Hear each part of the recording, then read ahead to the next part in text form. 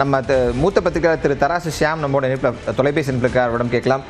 Sir வணக்கம். இப்போ வந்து டுடேஸ் சாணக்கியா இன்றைக்கு நேற்றைய தினம் பல கருத்து கணிப்புகளை பார்த்தோம், நீங்களும் உங்கள் கருத்துக்களை பகிர்ந்திருந்தீங்க. இன்னைக்கு டுடேஸ் சாணக்கியா இந்த 5 மாநிலங்களுக்கும் கொடுத்துருக்காங்க, இல்லை தமிழ்நாட்டுக்கு கொடுத்துருக்காங்க. நீங்கள் இந்த நம்பர்ஸ் பார்த்துருப்பீங்கன்னு நினைக்கிறேன்.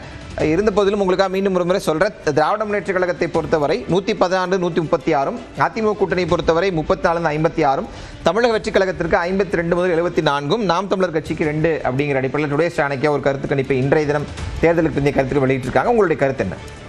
தேர்தலுக்கு பிந்தைய கருத்து கணிப்புகள்ல என்ன பிரச்சனைனாங்க, அது எக்ஸிட் போலா இருக்கிறது இல்லைங்கிறது தான். அதாவது நம்ம எப்போதுமே ஒப்பீனியன் போல் எப்படி எடுப்போம், வாக்காளர்களை சாம்பிள் எடுத்து அவங்ககிட்ட ஒரு கொஸ்டினர் கொடுத்து பல விதமான கேள்விகளுக்கு பதில், பல விதமான காம்பினேஷன்ஸ் போட்டு நம்ம கடைசியா ஒரு ஃபிகரை அரைவ் பண்ணுவோம். எக்ஸிட் போலுக்கு அதே மெத்தடை அடாப்ட் பண்ணக்கூடாது. எக்ஸிட் போல் என்பது வாக்கு சாவடியிலிருந்து வெளியில வர்றவங்க கிட்ட கேள்வி கேட்கறது. 2 கேள்விதான். யாருக்கு ஓட்டு போட்டீங்க, போன தேர்தலில் யாருக்கு ஓட்டு போட்டீங்க, 2 கேள்விதான். என்ன ஜாதி, என்ன மதம், உங்க ரூரலா அர்பனா, இந்த கேள்விக்கெல்லாம் இடமே இல்லை. அப்படின்னா இது எப்படி நாங்க எடுத்துக்கிட்டு இருந்தோம் அப்படின்னா, வாக்கு சாவடிகளே வந்து ரேண்டம் நம்பர்ல செலக்ட் பண்ணுவோம். அது சாம்பிள் சைஸ். ஃபார் எக்ஸாம்பிள் 100 வாக்கு சாவடி, 10,000க்கு 100. இந்த 100 வாக்கு சாவடிகளுக்கு ஆட்களை அனுப்புவோம். வெளியில வர்றவங்க கிட்ட ரேண்டமா கேள்வி கேட்பாங்க. எல்லாத்தையும் தொகுப்போம். ஒரு வாக்கு சாவடி எங்கேயா தருமபுரியில இருக்கும், ஒரு வாக்கு சாவடி வந்து கன்னியாகுமரியில விடும். ரேண்டம் நம்பர் வச்சு எடுக்கும்போது அப்படிதான் வரும். அப்படி எடுத்தீங்கன்னா தான் இந்த எக்ஸிட் போல்ல கிடைக்கிற பெர்சன்டேஜ் சரியா வரும். இவங்க வந்து எடுக்கிறது எல்லாமே பழைய கருத்து கணிப்புகளின் நீட்சி தான். இது வாக்களித்தோர் சர்வேயாக ஆகவே ஆகாது. ட்ரெண்டை இண்டிகேட் பண்ணலாம்.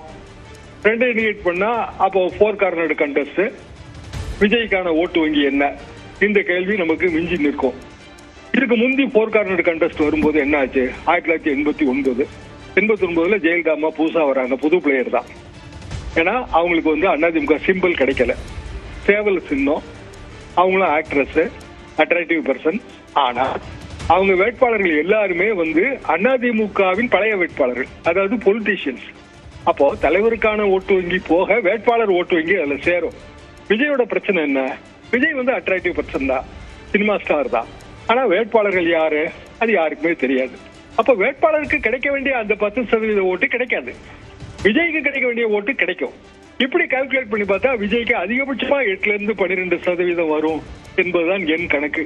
12% வந்தா சீட்டே கிடைக்காது. 15% வந்தால் ஒருவேளை ஒரு சீட்டு கிடைக்கலாம்.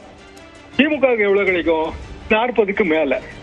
அப்போ மல்டி கார்னர் கண்டெஸ்ட்ல 40% ஒரு மெயின் பிளேயருக்கு கிடைச்சா அவர் குறைந்தபட்சம் 150ல இருந்து 180 சீட்டு ஜெயிக்கிறதுக்கு வாய்ப்பு இருக்கு. அதாவது 250 230 சீட்டுகள் கொண்ட ஒரு அசம்பிளியில பவர்ஃபுல்லா 4th கார்னரும் 3rd கார்னரும் பெரியதுன்னு வைங்க. அதாவது 4வது அணி ஒண்ணு இருக்குங்க.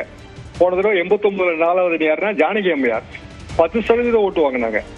இந்த 4வது அணியும் 3வது அணியும் சேர்ந்து 25% ஓட்டை பிரித்தால் அது மீண்டும் ஃபர்ஸ்ட் பார்ட்டிக்கு தான் அனுகூலம்.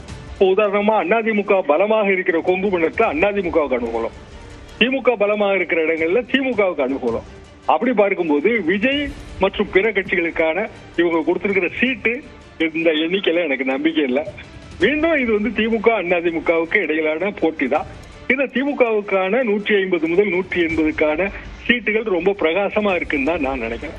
நன்றி திரு ஷியாம். ரொம்ப தெளிவாக நிறைய முக்கியமான விவரங்களை பிரேக் பண்ணியிருக்கீங்க. மிக நன்றி. ஒரு சிறிய இடைவேளைக்கு பிறகு தேர்தலுக்கு பிந்தைய கருத்து கணிப்புகளை பார்க்கலாம்.